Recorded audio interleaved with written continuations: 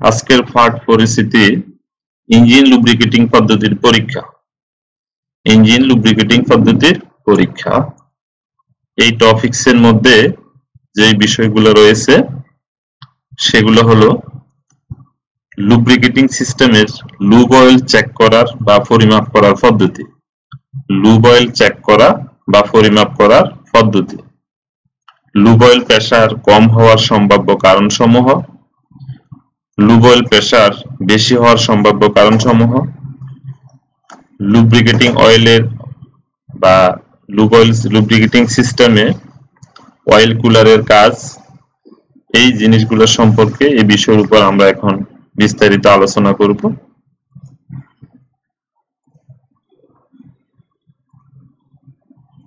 আমরা যদি lubricating system নিয়ে একটু কথা বলতে যাই তাহলে আমাদেরকে বলতে হয় লুব্রিকেটিং সিস্টেম হলো এমন একটি পদ্ধতি বা লুব্রিকেটিং অয়েল বা লুব অয়েল হলো ইঞ্জিনের প্রাণরস বা প্রাণশক্তি। ইঞ্জিনের প্রাণরস বা প্রাণশক্তি। কেন প্রাণরস প্রাণশক্তি সেটা আমরা অনেকেই ইতিমধ্যে অনুধাবন করেছি। লুব অয়েল ছাড়া ইঞ্জিন ওভারহিট হবে। লুব অয়েল ছাড়া ইঞ্জিন ওভারহিট হয়, শব্দ করবে এবং সর্বোপরি ইঞ্জিনের বিভিন্ন যন্ত্রাংশের ক্ষয়ক্ষতি সাধন হবে। তাই ইঞ্জিনে লো গ্রেড অয়েল ব্যবহার করলে ভালো লুব্রিকেশন হয় না। আমরা জানি লুব অয়েল বা পিচ্ছিলিকারক পদার্থের বিভিন্ন গ্রেড থাকে এবং ইঞ্জিনের বিভিন্ন সিস্টেমে বিভিন্ন ধরনের লুব অয়েল ব্যবহার করা হয়। তাই সঠিক গ্রেডের লুব অয়েল ব্যবহার করা উচিত। যেমন ইঞ্জিনের লো গ্রেড অয়েল ব্যবহার করলে ভালো লুব্রিকেশন হয় না, অয়েল স্প্লাশিং বেশি হয় এবং কম্বাসন চেম্বারে প্রবেশ করে প্রজ্বলিত হয়। পক্ষান্তরে অধিক গ্রেডের অয়েল ব্যবহার করলে বা অধিক ভিসকোসিটির অয়েল ব্যবহার করলে অয়েলের প্রবাহ হ্রাস পায়, এতে লুব্রিকেশন হয় অপর্যাপ্ত, সঠিক লুব্রিকেশন হয় না। তাই সঠিক লুব্রিকেশনের জন্য সঠিক গ্রেডের লুব্রিকেটিং অয়েলের গুরুত্ব অপরিসীম। প্রিয় শিক্ষার্থী, তোমাদের জানার সুবিধার্থে বলে রাখতে চাই, আমরা আমাদের ক্র্যাঙ্কেসে বা অয়েল ফ্যানে যে লুব অয়েল ব্যবহার করি ইঞ্জিনে, সেখানে আমরা দুই ধরনের গ্রেডের লুব অয়েল ব্যবহার করে থাকি। একটি SAE 30, অন্যটি SAE 40। শীত প্রধান দেশে সাধারণত SAE 30 ব্যবহার করা হয় এবং গ্রীষ্মকালে SAE 40 ব্যবহার করা হয়। এটি সাধারণত American society for testing materials বা ASTM কর্তৃক স্বীকৃতিপ্রাপ্ত। আমরা এখন এখানে দুটো ছবি দেখতে পাচ্ছি। এটা এক প্রকার দুর্ঘটনা। আমরা মাঝে মধ্যে পথিমধ্যে রাস্তাঘাটে এ ধরনের দুর্ঘটনা দেখে থাকি। আমরা দেখতে পাচ্ছি দুটো পাশাপাশি কার, একটাতে আগুন ধরার উপক্রম হয়ে গেছে, ধোঁয়া বের হচ্ছে, আরেকটাতে অগ্নি দুর্ঘটনা সংঘটিত হয়েছে। এর কারণটা কি? এক কথায় বলতে গেলে ইঞ্জিন ওভারহিট। ওভারহিট মানে অতিরিক্ত গরম। তাহলে একটা ইঞ্জিন তার স্বাভাবিক তাপমাত্রার চেয়ে যখন অধিক তাপমাত্রা ক্রিয়েট করে বা অধিক তাপমাত্রায় চলে যায়, তখনই ওই ইঞ্জিনে আগুন ধরার সম্ভাবনা বেশি থাকে। আগুন ধরা ছাড়াও ইঞ্জিনের বিভিন্ন যন্ত্রাংশের ব্যাপক ক্ষয়ক্ষতি সাধন হয়। আমরা এখানে দেখতে পাচ্ছি যে ইঞ্জিন ওভারহিটের কারণে দুর্ঘটনা। আমরা এখানে দেখতেছি যে এই গাড়িটি অগ্নি দুর্ঘটনা ঘটেছে। অগ্নি দুর্ঘটনা ঘটার কারণ হলো ওভারহিট। এখন ওভারহিটের দুটি কারণ আছে। একটা হলো যদি কুলিং সিস্টেমে, যেটা বিগত অধ্যায়ে আমরা আলোচনা করেছিলাম, কুলিং সিস্টেমের প্রবলেমের কারণেও কুলিং সিস্টেম যদি ঠিক মতো কাজ না করে সময় মতো কাজ না করে, ইঞ্জিনের স্বাভাবিক তাপমাত্রা বজায় রাখতে সহযোগিতা না করে, তাহলে সেক্ষেত্রেও ইঞ্জিন ওভারহিট হওয়ার সম্ভাবনা থেকে যায়।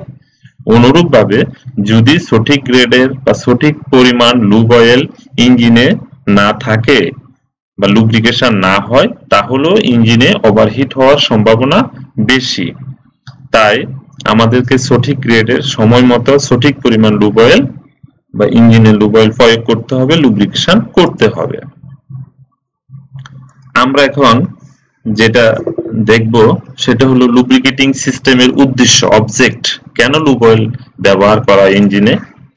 আমরা দেখতে পাচ্ছি কিছু উদ্দেশ্য আছে, যেমন ইঞ্জিনের ঘর্ষণ ক্ষয় রোধ। ইঞ্জিনের পাশাপাশি দুটি চলমান বা ঘূর্ণনশীল যন্ত্রাংশের সমন্বয়ে যখন কাজ করে তখন সেখানে প্রচুর ঘর্ষণ হয়, ফ্রিকশন হয়। সেই ফ্রিকশনটা কমানোর জন্য ফ্রিকশনের ফলে যে তাপ উৎপন্ন হয়, সেই তাপ এবং সেই ফ্রিকশনের ফলে যে ক্ষয় হয়, সেই ক্ষয় রোধ করার জন্য আমাদের লুব্রিকেটিং সিস্টেম কাজ করে। লুব্রিকেটিং সিস্টেম অনুরূপভাবে পরিষ্কারকরণ।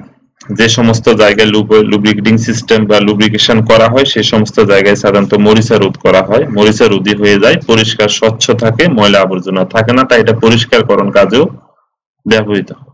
পিচ্ছিলতা আনয়ন, চলমান যন্ত্রাংশের মাঝে পিচ্ছিলতা আনয়নে কাজ করে। শক লোড প্রতিরোধ করা, আমরা জানি ভার্টিক্যালি একটা লোড, যে লোডটা প্রতিরোধ করে, শক লোড প্রতিরোধ করে। সর্বোপরি ইঞ্জিনের আয়ুষ্কাল বৃদ্ধি পায়।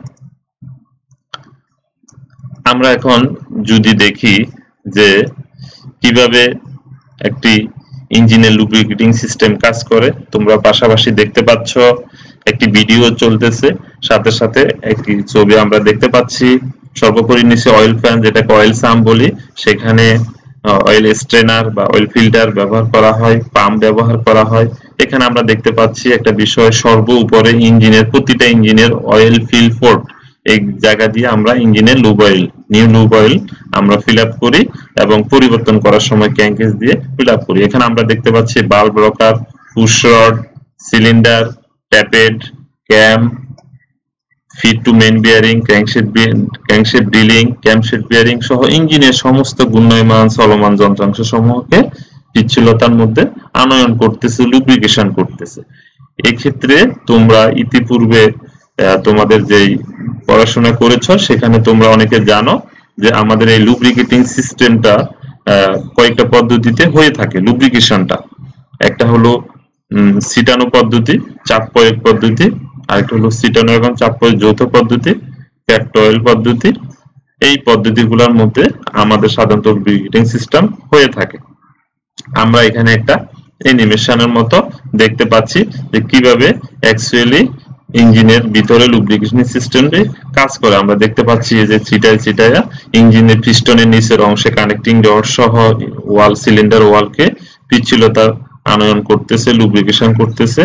সাথে সাথে আমরা এখানে অয়েল ফ্লো হচ্ছে, বিভিন্ন পুশ রড, বাল্ব স্প্রিং, ক্যামশেফট, এই জায়গাগুলোর মধ্যে লুব্রিকেশন হচ্ছে এবং লুব অয়েলের প্রেসার কত সেটা দেখা যায়। সর্বোপরি এই লুব অয়েলগুলা অয়েল সাম এসে জমা হয়। তাহলে প্রিয় শিক্ষার্থী, আমরা দেখলাম কিভাবে ইঞ্জিনে লুব্রিকেটিং সিস্টেম কাজ করে।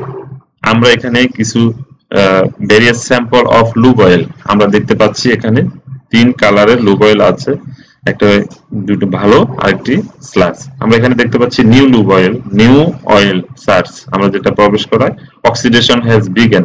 যখন এটা বাতাসের সংস্পর্শে এসে অক্সিডেশনে আসে তখন তার কালার কিছুটা পরিবর্তন হয়ে যায়। Time to change the oil, যখন ইঞ্জিনের লুব অয়েল পরিবর্তন করার সময় আসে তখন তার কালার অনেকটা এরকম কাছাকাছি হয়। যখন একেবারে বাতিল হয়, স্ল্যাশ জমে যায়, তখন এই লুব অয়েল গুলোর কালার এমন পরিবর্তন হয়ে যায় যখন আর ইঞ্জিনে লুব অয়েল ব্যবহার করা সম্ভব নয়। আমরা এখন যানবাহনের লুব অয়েল চেক করার কিছু পূর্ব শর্ত আছে, সেই বিষয়গুলো নিয়ে আমরা এখন দেখব। আমরা যখন মোটরযানের লুব অয়েল চেক করব যে লুব অয়েলের পরিমাণ কেমন আছে, সেটা পরিবর্তন করতে হবে কিনা, সেটা চেক করার জন্য প্রথমে আমাদেরকে আমাদের সেই যানবাহন কি সমান স্থানে রাখতে হবে। সেক্ষেত্রে শর্ত হলো পাহাড় বা উঁচু কোনো জায়গায় ডিপ স্টিক দ্বারা পরিমাপকৃত লুব অয়েলের লেভেল সঠিক পাওয়া যায় না, তাই সঠিক রিডিং পাওয়ার জন্য অবশ্যই যানবাহন সমান স্থানে রাখতে হবে, এটা আমরা জানি। দুই, ইঞ্জিনকে বন্ধ রাখতে হবে, কারণ রানিং কোনো যানবাহনের লুব অয়েল চেক করা হলে সেটি লুব অয়েলের সঠিক লেভেল পাওয়া যাবে না। তাই ইঞ্জিন বন্ধ করার পূর্বে নিশ্চিত হতে হবে যে ক্র্যাঙ্কের সাথে সম্পূর্ণ লুব অয়েল সারফেস টেনশনের নিচের দিকে চলে এসেছে। এটা না হলেও লুব অয়েলের সঠিক লেভেল পাওয়া যাবে না। তাহলে আমরা দুইটা বিষয় দেখতে পাচ্ছি, লুব অয়েল চেক করার আগে আমাদেরকে যানবাহনকে অবশ্যই সমান স্থানে রাখতে হবে এবং ইঞ্জিনকে বন্ধ রেখে তারপরে লুব অয়েল চেক করতে হবে। আমরা এখন লুব অয়েল চেক বা পরিমাপ করার প্রক্রিয়াটি আমরা এখন দেখব। আমরা পাশাপাশি দুটো চিত্র দেখতে পাচ্ছি। আমাদের এই ডিভিটিআই বা ডুয়েল ওভারহেড ক্যাম ইঞ্জিনগুলোর মধ্যে এরকম একটা জিনিস থাকে, এটা হলো ডিফি স্টিক, হলুদ কালার চিহ্নিত। আর এখানেও আমরা দেখতে পাচ্ছি এই ডিফি স্টিকটি। আমাদেরকে প্রথমে যেটা করতে হবে সেটা হলো ইঞ্জিন হুড। তোমরা জানো ইঞ্জিনের উপরে যে কভার থাকে সেই ইঞ্জিন হুড খুলে ডিফি স্টিক শনাক্ত করতে হবে। ডিফি স্টিক কোনটি সেটি আমাদেরকে প্রথমে শনাক্ত করতে হবে। এই ডিফি স্টিক শনাক্ত করে ডিফি স্টিকের রং লুব অয়েল গ্রেড মার্কিং সাধারণত হলুদ বা অন্যান্য রঙের হয়ে থাকে। ডিফি স্টিকের মধ্যে আমরা কালারটি দেখব। তৃতীয়ত আমরা যেটা দেখতে পাচ্ছি সেটা হলো ডিফি স্টিক টেনে বের করা এবং শেষের অংশ পরিষ্কার করা। ইঞ্জিন থেকে ডিফি স্টিক টেনে বের করতে হবে এবং বের করে সেটাকে পরিষ্কার করে দেখতে হবে। সম্পূর্ণরূপে ইঞ্জিনে ডিফি স্টিক পুনরায় প্রবেশ করতে হবে। তৃতীয় ধাপে আমাদেরকে সম্পূর্ণ রূপে ইঞ্জিনে ডিফি স্টিক পুনরায় প্রবেশ করাতে হবে। 4, আবার ডিফি স্টিক টেনে বের করতে হবে। এক্ষেত্রে আমরা দেখতে পাচ্ছি ডিফি স্টিকের শেষের অংশ দেখে সঠিক লুব অয়েলের লেভেল শনাক্ত করা এবং পরিষ্কার করা। আমরা এখানে দেখতে পাচ্ছি ইঞ্জিনের ডিফি স্টিকের লো, ফুল এবং বিভিন্ন মিনিমাম, ম্যাক্সিমাম বিভিন্ন চিহ্নিত আছে সেই বিষয়গুলা, এবং ইঞ্জিনের ডিফি স্টিক পুনরায় প্রবেশ করাতে হবে।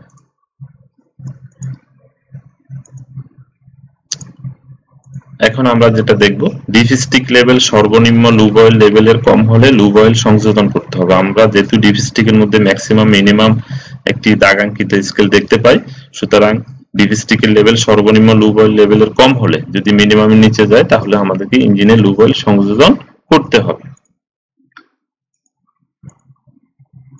পরবর্তীতে সর্বনিম্ন এবং সর্বোচ্চ লেভেলের মধ্যে থাকলে অয়েল লেভেল ঠিক আছে। যদি সর্বনিম্ন এবং ম্যাক্সিমাম লেভেলের কাছাকাছি, মাঝামাঝি বা তারও বেশি থাকে, আমরা এখানে দেখতে পাচ্ছি, তাহলে লুব অয়েল লেভেল ঠিক আছে, নতুন লুব অয়েল সংযোজন করার প্রয়োজন নেই। আমরা এখন এখানে কিছু বিষয় দেখতে পাচ্ছি। প্রথমত দেখতে পাচ্ছি আমরা লুব অয়েল চেক করার পর ডিফি স্টিকে যদি ফুল থাকে, ম্যাক্সিমামের কাছাকাছি থাকে, তাহলে লুব অয়েল ওকে। যদি মিনিমাম লেভেলে থাকে তাহলে টপ আপ মানে রিসার্চ করতে হবে। যদি লুব অয়েল স্ল্যাশ হয়ে যায় তাহলে লুব অয়েল চেঞ্জ করতে হবে। বেশি এর সাথে কালো হয়ে গেলে তখন ব্যাড অয়েল, অয়েল একেবারে খারাপ হয়ে গেছে। আর যদি লুব অয়েল ভালো থাকে সেই ক্ষেত্রে তার কালারটা এরকম কাছাকাছি হবে। যদি লুব অয়েল চেঞ্জ করতে হয় তাহলে অয়েল সাম বা অয়েল প্যানের পাশে এখানে ডেন ফ্ল্যাগ দিয়ে আমরা লুব অয়েল চেঞ্জ করতে পারবো, এবং নতুন লুব অয়েল সংযোজন করার ক্ষেত্রে আমরা নতুন লুব অয়েল প্রবেশ করাবো, ইঞ্জিনে দিব। সেক্ষেত্রে ইঞ্জিনের উপরে একটা অয়েল ফোর্ট আছে, সেই ফোর্টটা আমরা এখানে চিহ্নিত, লাল চিহ্নিত, এই ফোর্ট দিয়ে আমরা দেখতে পাচ্ছি, এই ফোর্ট দিয়ে আমরা এটা দিতে পারবো। তাহলে এখানে লুব অয়েল ভালো না খারাপ সেটা চেক করা এবং খারাপ হলে পরিবর্তন করে পুনরায় সংযোজন করা, খারাপ হলে পুনরায় পরিবর্তন করে সংযোজন করা, এটা আমাদেরকে দেখতে হচ্ছে। তারপরে আমরা পরবর্তীতে যে বিষয়টা এখন দেখব সেটা হলো lube oil pressure. Lube oil প্রেসারের তারতম্য বা লুব অয়েল প্রেসার ফ্যাক্টর। আমরা জানি ইঞ্জিনে সন্তোষজনক পর্যায়ে কাজ পাওয়ার জন্য লুব অয়েল প্রেসার সন্তোষজনক থাকা একান্ত বাঞ্ছনীয় এবং যদি গুরুত্বপূর্ণ। অয়েল প্রেসার যে সকল ফ্যাক্টরগুলোকে প্রভাবিত করে, অয়েল প্রেসার যে সকল ফ্যাক্টরগুলোকে প্রভাবিত করে সেগুলোর মধ্যে আমরা দেখতে পাচ্ছি viscosity, pump pressure, bearing tightness, oil pressure gauge, oil pressure relief valve. এই বিষয়গুলা অয়েল প্রেসারের ফ্যাক্টরকে প্রভাবিত করে। অয়েল প্রেসার কম হওয়ার কারণ, আমরা জানি ইঞ্জিনে লুব অয়েল প্রেসার কম, কারণ রিলিফ বাল্ব স্প্রিং দুর্বল। যদি রিলিফ বাল্ব স্প্রিং দুর্বল হয় তাহলে সেক্ষেত্রে অয়েল প্রেসার কম হতে পারে। অয়েল লাইন কাজের অনুপযোগী, যদি অয়েল লাইন কাজের অনুপযোগী হয়, পাকা হয়, নষ্ট হয়ে যায়, সেক্ষেত্রে হতে পারে। বিয়ারিং ক্ষয় হওয়ার কারণে অয়েল ক্লিয়ারেন্স বৃদ্ধি। লুব অয়েলের ভিসকোসিটি যদি কম হয়, এটা আমরা শুরুতে বলেছিলাম, ত্রুটিযুক্ত অয়েল প্রেসার ইন্ডিকেটর। উপরোক্ত এই সকল কারণে লুব অয়েল প্রেসার সাধারণত কম হয়ে থাকে। এখন আমরা যেটা দেখব সেটা হলো লুব অয়েল প্রেসার বেশি হওয়ার সম্ভাব্য কারণসমূহ। রিলিফ বাল্ব আটকে যাওয়া, যদি আমাদের অয়েল প্রেসার রিলিফ বাল্ব আটকে যায় পাম্পের, তাহলে সেক্ষেত্রে অয়েলের প্রেসার বৃদ্ধি পেতে পারে। বাল্ব স্প্রিং টেনশন অত্যন্ত বেশি, স্প্রিং এর টেনশন যদি বেড়ে যায় তাহলে সেক্ষেত্রে প্রেসার বেড়ে যায়। অয়েল লাইন আটকে যাওয়া, ফুয়েল লাইনের মধ্যে যদি কোনো ময়লা আবর্জনা বা অন্য কিছু কারণে যদি ফুয়েল লাইন বাঁকা হয়ে যায় তাহলে অয়েল আটকে যায়, তো সেক্ষেত্রে ফুয়েলের প্রেসার বেশি হওয়ার সম্ভাবনা থেকে যায়। লুব অয়েলের ভিসকোসিটি বেশি, যদি অধিক গ্রেডের লুব অয়েল হয়, লুব অয়েলের ঘনত্ব বা ভিসকোসিটি যদি বেশি হয় তাহলে লুব অয়েলের প্রেসার বেশি হয়ে যাবে। সর্বোপরি ত্রুটিপূর্ণ অয়েল ইন্ডিকেটর, যেটা আমরা যদি লুব অয়েলের প্রেসার ঠিক আছে কিন্তু ইন্ডিকেটরের ভুল সংকেতের কারণে প্রেসার বেশি দেখায়, এরকমও সমস্যা হয়ে থাকে। আমরা এখন দেখব অয়েল কুলারের কাজ। আমরা দেখব অয়েল কুলারের কাজ। প্রিয় শিক্ষার্থী, তোমরা অনেকে জানো এয়ার কুলড ইঞ্জিন বা হাই কম্প্রেশন ডিজেল ইঞ্জিনে অয়েল কুলার ব্যবহার দেখা যায়। এই দুই ধরনের ইঞ্জিনে অপেক্ষাকৃত উচ্চ তাপমাত্রায় চলে। উচ্চ তাপমাত্রায় চলার কারণে লুব্রিকেটিং অয়েলের গুণাগুণ নষ্ট হয়ে যায়, ঠিকমতো কাজ করতে পারে না। তাই ওইসব ইঞ্জিনে অয়েল কুলার ব্যবহার করা হয় লুব্রিকেটিং অয়েলের স্বাভাবিক তাপমাত্রা বজায় রাখার জন্য।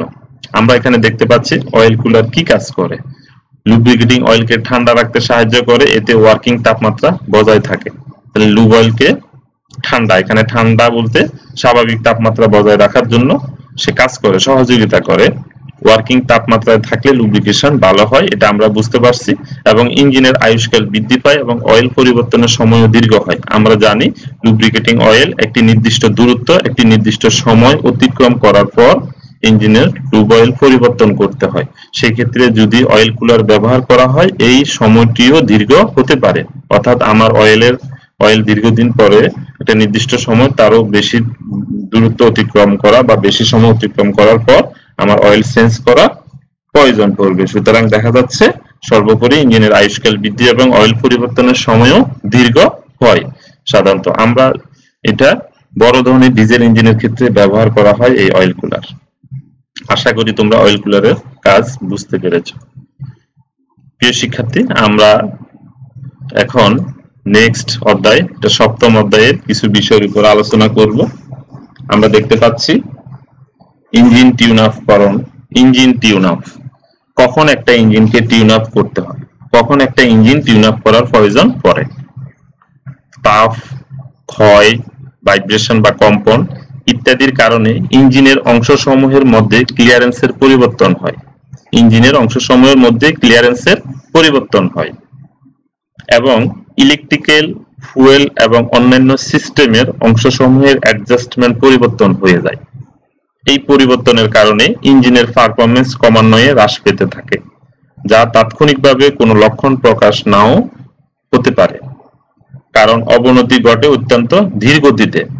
নির্দিষ্ট সময় অতিক্রম করার পর বা মোটরযান নির্দিষ্ট দূরত্ব চলার পর ইঞ্জিনের বিভিন্ন অংশসমূহের মধ্যে যে ক্লিয়ারেন্স থাকে তা সমন্বয় করে ইলেকট্রিক্যাল, ফুয়েল এবং অন্যান্য সিস্টেমের অ্যাডজাস্টমেন্ট সম্পাদন করে ইঞ্জিনের পারফরম্যান্স পূর্বের অবস্থায় ফিরিয়ে আনতে হয়। এই ক্ষেত্রে আমরা যদি বলি তাহলে বলতে হয় ইঞ্জিন টিউন আপ হলো কতগুলো কাজের সমষ্টি যা সম্পাদনের ফলে ইঞ্জিনের ক্ষয়, অ্যাডজাস্টমেন্ট সমূহ এবং যন্ত্রাংশের অবনতি দূর করে ইঞ্জিনের পরিচালনা সামর্থ্য, ক্ষমতা, পারফরম্যান্স এবং জ্বালানি খরচ সাশ্রয় করে পূর্বের অবস্থায় ফিরিয়ে আনতে সক্ষম। এখন আমরা দেখব ইঞ্জিনের টিউন আপ করতে কি কি যন্ত্রপাতির প্রয়োজন পড়ে। আমরা এখানে দেখতে পাচ্ছি অ্যামিটার। কি দেখতে পাচ্ছি? অ্যামিটার। অ্যামিটার দিয়ে কি করা হয়? ব্যাটারি অথবা বৈদ্যুতিক লাইনে, ইলেকট্রিক্যাল লাইনে কারেন্টের পরিমাপ করার জন্য অ্যামিটার ব্যবহৃত হয় এবং অ্যামিটারটি লাইনের সাথে সিরিজে সংযুক্ত করতে হয়। ভোল্টমিটার আমাদের ভোল্টেজ পরিমাপ করার জন্য প্যারালালি সংযোগ করতে হয়। ওহম মিটার লাইনের রেজিস্ট্যান্স পরিমাপ করার জন্য আমরা এটা ব্যবহার করে থাকি। সিলিন্ডার লিকেজ টেস্টার আমরা অলরেডি এটা পড়ে ফেলেছি। ইঞ্জিনে সিলিন্ডার লিকেজ আছে কিনা সিলিন্ডার লিকেজ টেস্ট করার জন্য এই ডিভাইসটি ব্যবহৃত হয়ে থাকে। কম্প্রেশন টেস্টার সিলিন্ডারের কম্প্রেশন টেস্ট করার জন্য ব্যবহৃত হয়। হাইড্রোমিটার ব্যাটারির ইলেকট্রোলাইটের আপেক্ষিক গুরুত্ব পরিমাপ করার জন্য হাইড্রোমিটারটি ব্যবহার করা হয়। এটি অতীব গুরুত্বপূর্ণ, বেশিরভাগ সময় এটা ব্যবহার করা হয়ে থাকে। ফিলার গেজ দিয়ে আমরা সাধারণত যেটা করি সেটা হলো ট্যাপিট ক্লিয়ারেন্স সহ আমাদের স্পার্ক প্লাগ গ্যাপ, বাল্ব ক্লিয়ারেন্স ইত্যাদি আমরা সূক্ষ্ম পরিমাপ করতে ফিলার গেজ ব্যবহার করি। Tach dwell meter dwell angle পরিমাপ করার জন্য ট্যাগ ডুয়েল মিটার ব্যবহার করা হয়। ইগনিশন টাইমিং লাইট হলো ইগনিশন টাইমিং টেস্ট করার জন্য ইগনিশন টাইমিং লাইট ব্যবহার করা হয়। এটা আমাদের আজকের আলোচনার বিষয়বস্তুর মধ্যে আছে। ভ্যাকুয়াম গেজ ইঞ্জিনের সিলিন্ডারের ভ্যাকুয়াম পরিমাপ করার জন্য।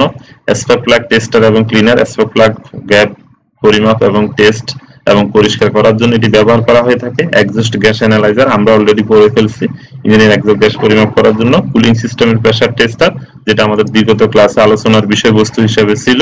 ইঞ্জিন অ্যানালাইজার ইঞ্জিনের বিভিন্ন সিস্টেমের অ্যানালাইজ করার জন্য টেস্ট করার জন্য এটি ব্যবহার করা হয়। চেসিস ডাইনোমিটার প্রয়োজনীয় কিছু হ্যান্ড টুলস, এটা আমাদের ইঞ্জিন টিউন আপ করতে প্রয়োজন হয়।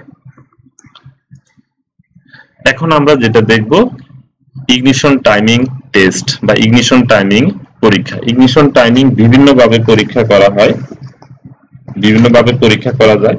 তার মধ্যে আমরা যেটা এখন দেখব ইগনিশন টাইমিং লাইটের সাহায্যে ইগনিশন টাইমিং পরীক্ষা এবং অ্যাডজাস্টমেন্ট করার ধারাবাহিক পদক্ষেপগুলো, যেটাকে আমরা স্ট্রোবোস্কোপিক আলোক পদ্ধতি হিসেবে জেনে থাকি। এটা মূলত ইগনিশন টাইমিং লাইটার।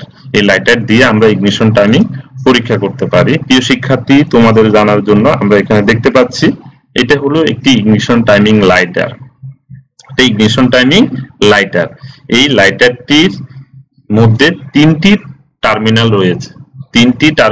রয়েছে, একটি লাল, একটি কালো আর একটি কমন। এই লালটি আমরা ব্যাটারির পজিটিভ প্রান্তের সাথে, কালোটি নেগেটিভ প্রান্তের সাথে, এবং এই অংশটি আমরা স্পার্ক প্লাগ, যে সিলিন্ডারের ইগনিশন টাইমিং টেস্ট করব সেখানের স্পার্ক প্লাগের হাই টেনশন লিডের সাথে এই অংশটি সংযোগ করব।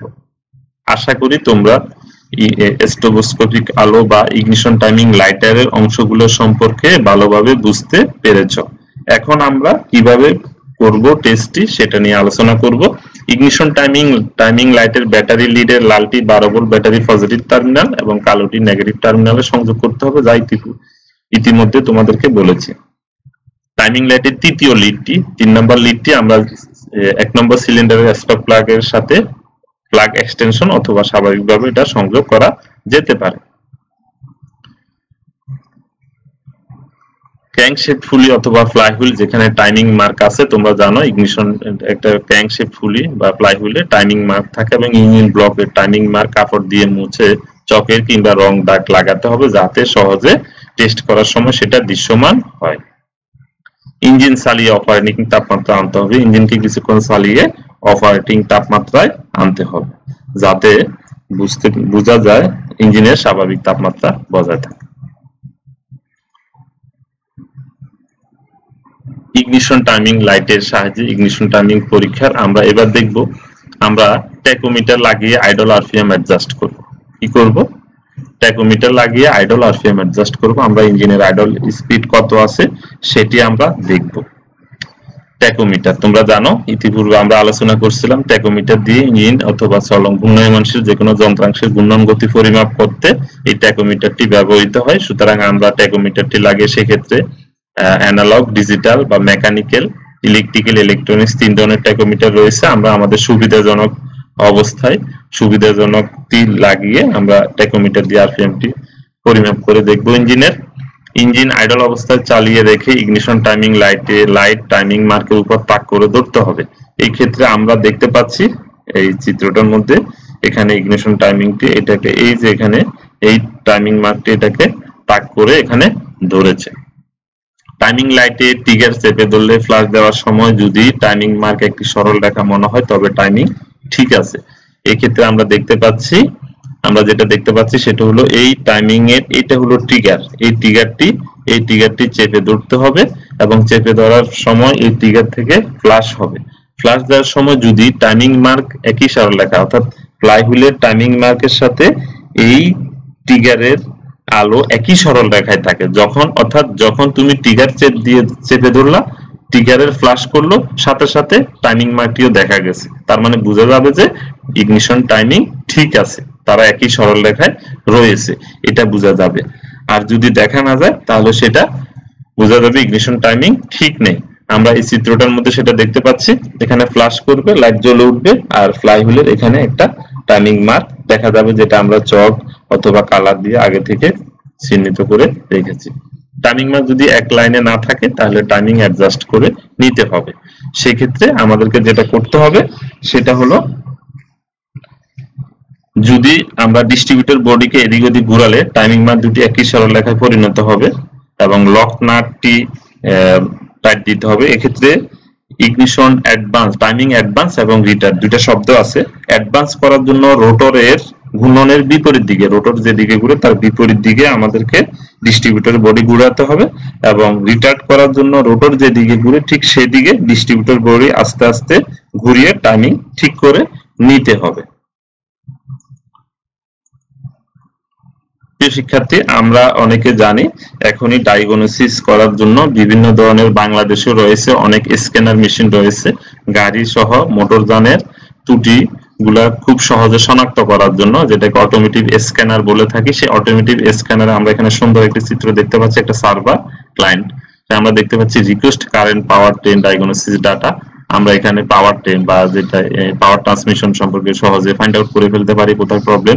Request power train fridge frame data, emission data, clear reset emission, request oxygen sensor monitoring result, request emission related diagnosis trouble shooting, request control on board system, request vehicle information, request emission related diagnosis trouble. এক্ষেত্রে আমরা জানি যে automotive স্ক্যানারে এগুলা কিছু code থাকে, সেই কোডগুলা দিয়ে মূলত এটাকে ফাইন্ড আউট করতে হয়। যেমন ধরো কিছু অটোমোটিভ ম্যানুফ্যাকচারার বা মোটরযান প্রস্তুতকারক সিস্টেম ডায়াগনোসিস সম্পাদনে স্ক্যানিং টুল ব্যবহার করে থাকে। আমরা এখানে চিত্রটি দেখতে পাচ্ছি, যখন অটো মেকানিক মোটরযানের রোড টেস্ট করে বা ইঞ্জিন কক্ষে কাজ করে তখন স্ক্যান টুলকে ডায়াগনোসিস কানেক্টরের সাথে সংযুক্ত করতে হয়। টেকনিশিয়ান বা মেকানিক এই স্ক্যান টুলে প্রাপ্ত তথ্য ফাট করে জানতে পারে। এই স্ক্যান টুল ইনস্ট্রুমেন্ট প্যানেল লাইটের চেয়ে অধিক তাড়াতাড়ি তথ্যগুলি জানার সুযোগ করে দেয়। তদুপরি এই টুল নাম্বারের শব্দগুলি লাইট ফ্ল্যাশ করে ফাট করার চেয়ে অধিক পরিষ্কারভাবে কাজ করে। শিক্ষার্থী, তোমাদের জন্য বাড়ির কাজ এখানে দেখতে পাচ্ছ, তোমাদের জন্য অনেকগুলো বাড়ির কাজ দেওয়া হয়েছে। লুব্রিকেটিং সিস্টেম, উদ্দেশ্য যানবাহনের লুব্রিকেশন চেক করা এবং লুব্রিকেশন প্রেসার, অয়েল প্রেসার কম বেশি হওয়া, অয়েল প্রেসার বেশি হওয়া, অয়েল কুলারের কাজ, ইগনিশন টাইমিং, অটোমেটিভ স্ক্যানার। সর্বোপরি তোমরা বাসায় থাকবে, নিরাপদে থাকবে, সুস্থ থাকবে।